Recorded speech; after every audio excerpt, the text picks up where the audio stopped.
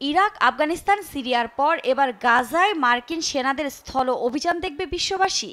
বিশ্বে যুদ্ধ বন্ধ করে শান্তি ফিরিয়ে আনার প্রতিশ্রুতি দিয়ে মার্কিন প্রেসিডেন্ট নির্বাচনে জয়লাভ করা ট্রাম্পের মন্তব্যে এমন ইঙ্গিতই মিলেছে। ঘটনার সূত্রপাত যুক্তরাষ্ট্র সময় মঙ্গলবার রাজধানী ওয়াশিংটনে প্রেসিডেন্টের কার্যালয়ে আয়োজিত এক সংবাদ সম্মেলনে ট্রাম্প ঘোষণা করেন, গাজা উপত্যকা দখল করবে যুক্তরাষ্ট্র এবং নিকট ভবিষ্যতেই তা ঘটবে। এ সময় গাজা দখলের জন্য সেখানে মার্কিন সেনা পাঠানোর কোনো পরিকল্পনা তার রয়েছে কিনা সাংবাদিকদের এমন প্রশ্নের জবাবে ট্রাম্প বলেন, যদি সেনা পাঠানোর প্রয়োজন হয় তাই করবে মার্কিন প্রশাসন। তার এমন মন্তব্যে রীতিমতো হইচই পড়ে গেছে আন্তর্জাতিক রাজনৈতিক মহলে। এর ঘোর বিরোধিতা করেছেন বিশ্বের বিভিন্ন দেশের সরকার ও রাষ্ট্রপ্রধানরা।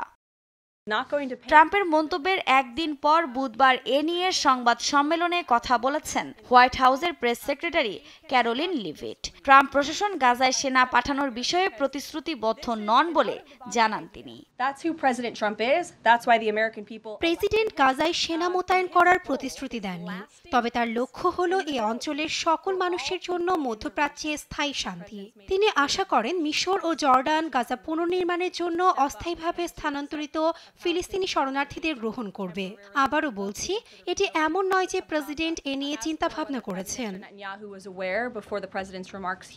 এদিকে বিশ্লেষকরা বলছেন, ফিলিস্তিনিদের একটি অংশ সুযোগ পেলে এই যুদ্ধ বিধ্বস্ত ভূখণ্ড ছেড়ে যেতে আপত্তি করবে না। তবে যারা আমৃত্যু নিজ ভূমিতে থাকতে চান তার সংখ্যাও কম নয়। সেক্ষেত্রে যুক্তরাষ্ট্রকে সেনা মোতায়েন করে বাকি বাসিন্দাদের জোর করে সরাতে হবে। 2003 সালে মধ্যপ্রাচ্যের দেশ ইরাকে যুক্তরাষ্ট্রের তিক্ত অভিজ্ঞতার পর এ ধরনের কোনো উদ্যোগ সাধারণ মার্কিন জনগণের কাছে তেমন জনপ্রিয়তা পাবে না বলেই মত দিয়েছেন বিশ্লেষকরা।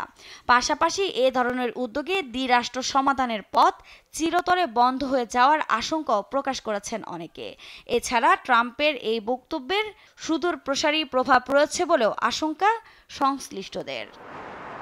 আফরিন মৌ, নিউজ ডেস্ক, দেশ টিভি।